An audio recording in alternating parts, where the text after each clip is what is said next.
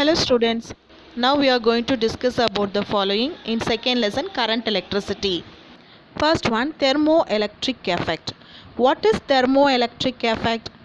Conversion of temperature difference into electrical voltage is known as thermoelectric effect. A thermoelectric device generates voltage when there is a temperature difference on each side. If a voltage is applied, it generates a temperature difference. This temperature difference is converted into electrical voltage. This is what known as thermoelectric effect. Next, Seebeck effect. In order to explain Seebeck effect, let us discuss about the experimental setup which is given in the figure. Seebeck discovered that in a closed circuit consisting of two dissimilar metals, when the junctions are maintained at different temperatures, an EMF such that the potential difference is developed. This is called Seebeck effect. Once again I repeat, Seebeck discovered that in a closed circuit consisting of two dissimilar metals, when the junctions are maintained at different temperatures, an EMF such that the potential difference is developed. This is known as Seebeck effect. The current that flows due to the EMF developed is called thermoelectric current. The two dissimilar metals connected to form two junctions is known as thermocouple. If hot and cold junctions are interchanged, the direction of current also reversed. Hence, Seebeck effect is also reversible. Some important notes about Seebeck effect. The magnitude of EMF developed in the thermocouple depends upon the nature of the metals forming the thermocouple and the temperature difference between the junctions. Next, applications of Seebeck effect. Seebeck effect is used in thermoelectric generators. They are known as Seebeck generators. This effect is utilized in automobiles as automotive thermoelectric generators. Seebeck effect is used in thermocouples and thermopiles. Next one, Peltier effect. In order to understand the Peltier effect, let us imagine the experimental setup which is given in the figure.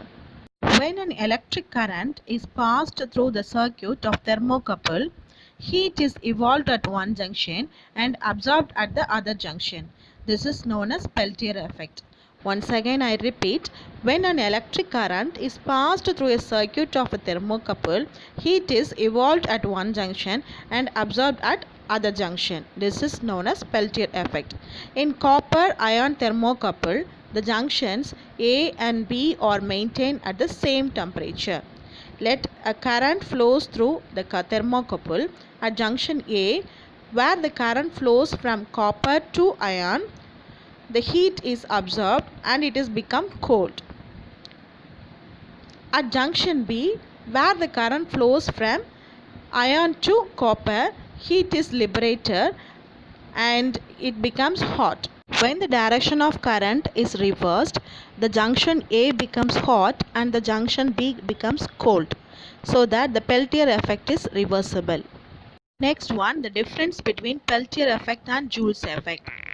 The first difference, in the case of Peltier effect, both the heat liberation and absorption occur, but in the case of Joule's effect, heat liberation only occur. In Peltier effect, the effect occurs only at junction, but the Joule's effect occurs all along the conductor. Peltier effect is said to be a reversible effect, whereas the Joule's effect is said to be the irreversible effect. These are some differences between the Peltier effect and Joule's effect. Next one is Thomson effect. In order to understand this effect in a better way, the experimental arrangement is given here.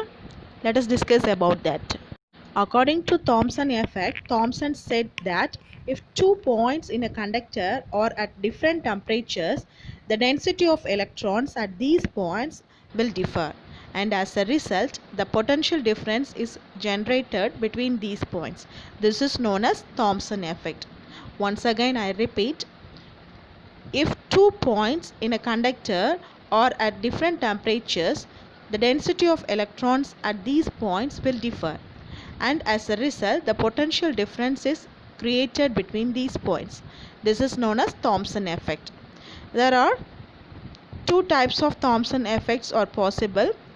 They are positive Thomson effect and negative Thomson effect.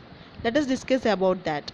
Basically, Thomson effect is said to be reversible process. If the current passed through the copper bar AB, which is heated at its midpoint C, the point C will be at higher potential. This indicates that the heat is absorbed along AC and evolved along CB. Thus, the heat is transferred in the direction of the current. It is called positive Thomson effect. The following are the examples to show the positive Thomson effect. They are silver, zinc and cadmium. Next one, negative Thomson effect. When the copper bar is replaced by an iron bar, heat is evolved along CA and absorbed along BC. Thus, heat is transferred in the direction opposite to the current. This is called negative Thomson effect. The following are the examples for the negative Thomson effects. They are platinum, nickel, cobalt and mercury. Thank you students. Leave your doubts in the comment box.